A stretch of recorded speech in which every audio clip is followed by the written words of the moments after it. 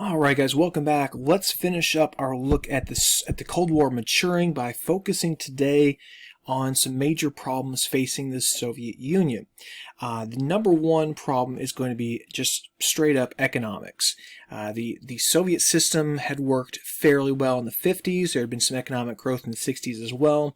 And then as we get in the 1970s, the Soviet economy begins to stagnate or basically stop growing, becomes very, very inefficient. And one of the reasons it was so inefficient was its reliance on things like collective farms. Now, we've talked about collectivization before. Collectivization is this idea in the Soviet communist system that says massive government-owned farms worked by peasants are going to be much more efficient than privately owned farms. They were not. Okay, and they were just unproductive, inefficient. Collective farm leaders could easily just make up numbers so they don't get punished, or so they, are going to get a promotion or something even when it's not true. And so the Soviet Union finds itself in a humiliating position of not having enough food to feed itself. And so the Soviet Union in the 1970s really is kind of got their hand out. Hey, can you spare a dime? Can you give me some food? And when you think of a country that had lots of grain to sell, you think of the United States, and we did in fact sell the Soviets lots and lots of grain during the Cold War. And one of the reasons was an unstable Soviet Union is one that's dangerous. A country with massive amounts of nuclear weapons. If the country were to collapse into economic chaos because of lack of food, that could actually make the world more dangerous than having a stable Soviet Union. Speaking of the food differences, I love this. We've got some Soviet diplomats. They're here in America, and they're being taken on a tour of an American supermarket, which seems like an odd place to go, but think about a typical American supermarket. It's just, wall-to-wall shelves bursting with food, varieties of food. They had nothing like this in the Soviet Union. This is a great picture. I love this picture. What this is a photo done in 1952, and you've got this kind of stereotypical American family, and they're surrounded by all the food an average family of four in America would have eaten in a year in the 1950s. And this shows off the prosperity, the wealth of food America has. I don't have a Soviet equivalent for you, but I guarantee you they would not have been eating this much food in the Soviet Union. Only a small fraction really compared to America. Another way to look at economic problems and differences between the two countries is simply thinking about brand names. If I were to ask you to name famous American brand names, you could do this probably for 5 minutes straight without repeating, right? Nike, Chevrolet, Ford, Microsoft, Apple, whatever, right? You could just keep naming names. If I asked you to do the same thing with Soviet brand names, you couldn't name a single one. And it's not just because you're not from Russia. People across the world could name these American brands. They couldn't name Soviet brands because they frankly really didn't exist. American quality was just many times better than Soviet quality. So America and the Soviet Union were kind of in this economic battle. And the Soviet Union, they thought they could, because communism was supposed to be so much more efficient, they thought they would eventually kind of win out against America. But it turns out America is going to focus on not just quality, but also quantity. We were making more of and better products than the Soviet Union could ever do. And Soviet products tended to be rare. They tend to be poorer quality. All you have to do is look at these two pictures, right? We know the Soviet car. It's this one. It looks like it was designed by a communist committee, doesn't it? It's ugly. It just looks awful. Over here, you've got this cool American Corvette, right? This is capitalism. This is communism. Speaking of communism, who plans out the Soviet economy? Well, a committee does, a central committee. And this central committee tended to be pretty lousy at their job. These central planners tended to produce too much of one good, not enough of the other. And when you think of the Soviet Union, you think of these massive bread lines. And you have people just standing in line for hours a day, hoping to get their hands on even basic necessities in the Soviet system. All right, so it's not just economic problems, though. We also have military problems going on in the Soviet Union. And on paper, the Soviet Union had the largest military on Earth, right? Millions of men under arms, tens of thousands of tanks, I mean, they had tens of thousands of nuclear weapons. I mean, they looked very, very formidable. But the reality is their technology was inferior. Soviet submarines had a tendency to sink and never come back up. Soviet tanks, they may have a lot of them, but they weren't very good. And so they just are falling behind the West. And this is going to be revealed in the Soviet war for Afghanistan. Now, this is something we referenced in our last video briefly. This is going to occur in 1979. And for some geographical context, there's the Soviet Union. So they had a border with Afghanistan. And there's India and Iran. And there's the Persian Gulf. And Saudi Arabia would be over here. And Iraq would be right over here. And so forth. And what happens is in 1979, the Soviets invade. Well, why do they do that? Well, what had happened was a Soviet-style communist government had been put into place in Afghanistan. And it was a very unstable government, one which the Muslim majority of Afghanistan didn't much care for. And the reason I bring religion up is most communists tend to favor atheism. They believe, as Karl Marx, the founder of communism, they believe religion is superstition, it is a waste of time, it distracts people from the truth. And so to have an atheistic government in a very religious country like Afghanistan, that's going to clash, and the people are not going to like that very much at all.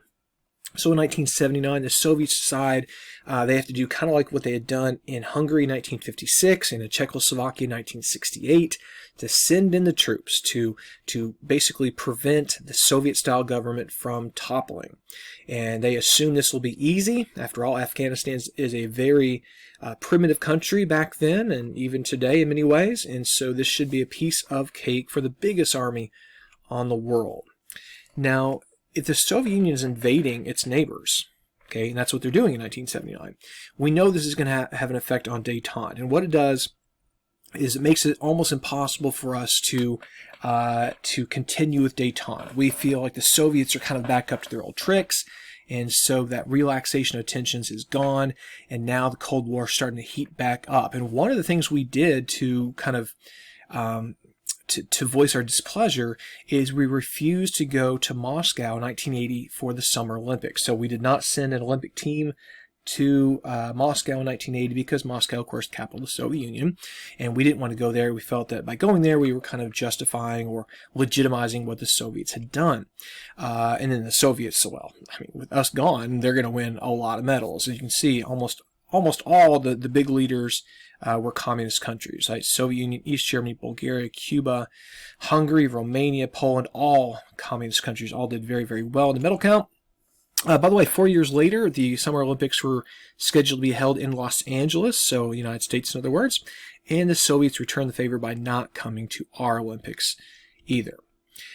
Now, I talked about Afghanistan a little bit just a moment ago. Afghanistan is a very, very poor country, one of the poorest on planet Earth. And this is going to have an effect on how the Afghans can resist against the Soviets. They don't have fancy tanks and helicopters and so forth.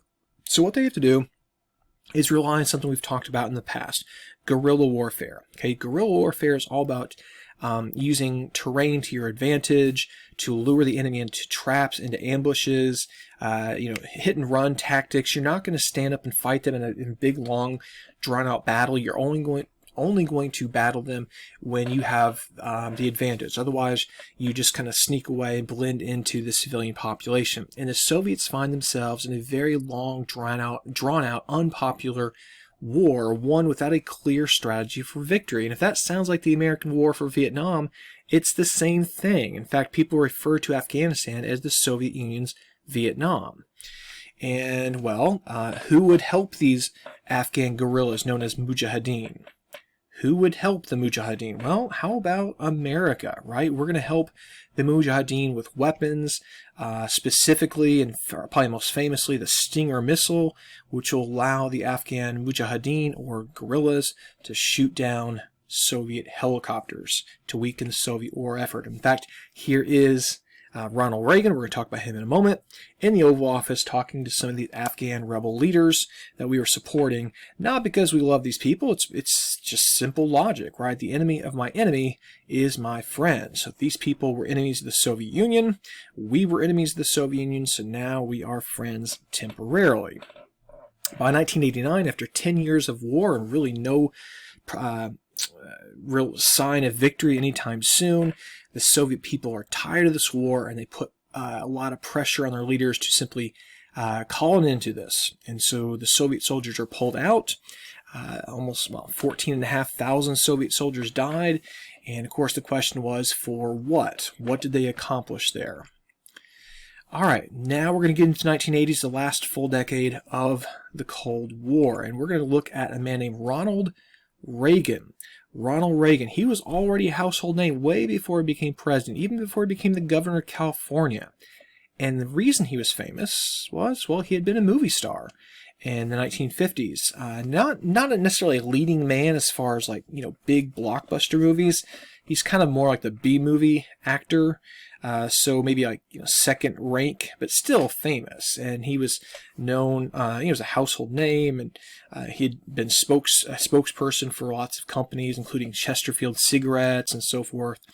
But in 1980, he's elected president of the United States, sworn in 1981, and he brings with him a very strong anti-communist tone. Détente's over.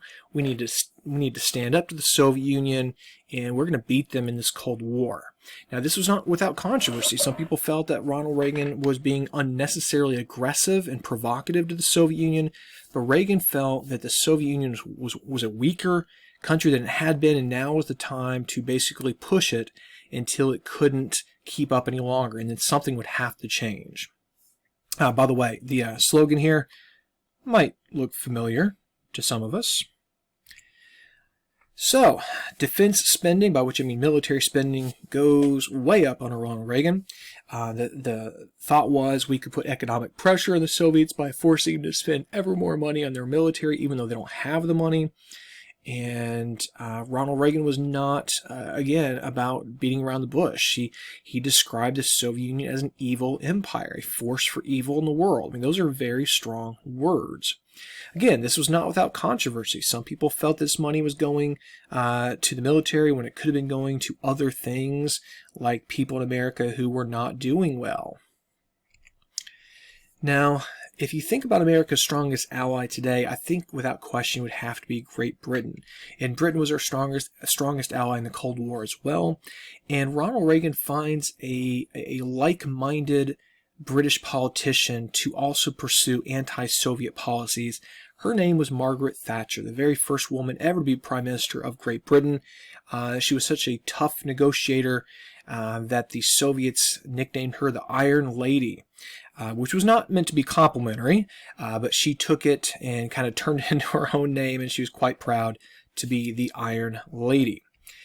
Now, the focal point of the Cold War had always been this potential for enemy nuclear missiles to be launched against America, and for American weapons to be launched against the Soviets and so forth. And, well, is there a defense against that? That was the big question. Could you stop inbound enemy missiles? Well, we're going to try, sort of. In 1983, Ronald Reagan announces that he's going to pursue this thing known as the Strategic Defense Initiative. Now remember, strategic weapons refer to nuclear weapons. And what this would be a series of satellites in orbit that will be able to track and shoot down enemy missiles, using things like lasers, for example. Now, this was seen as such science fiction, like way ahead of its time technology, that people nicknamed it Star Wars. And that was not a compliment. People were basically saying this is a ridiculous program that could never work. And in fact, it really never could technologically work in the 1980s. The technology just wasn't there. But the fact that we were pursuing it at all, put great pressure on the Soviets to keep up with us by trying to develop their own missile defense shield. And so SDI, or Star Wars, was very controversial because of its cost, the fact that it never really worked the way it was basically advertised, and the fact that angered the Soviets even more. Nonetheless, it showed that Ronald Reagan was willing to pursue all avenues to get an advantage over the Soviet Union and to protect America. So that's it for this video, guys. We covered some major economic problems in the Soviet Union. Their economy had stagnated big time in the 1970s to the point where they were having to import food from countries even like America. We looked at the rise of Ronald Reagan, things like the Strategic Defense Initiative or Star Wars. We looked at the end of détente with the Soviet invasion of Afghanistan in 1979. So there are definitely some big cracks forming in the Soviet Union as we close out the 1970s and into the 1980s. And we're going to look at how communism collapses across Eastern Europe in our next video. And then we'll finally be ready to put the last nail in the coffin of the Soviet Union.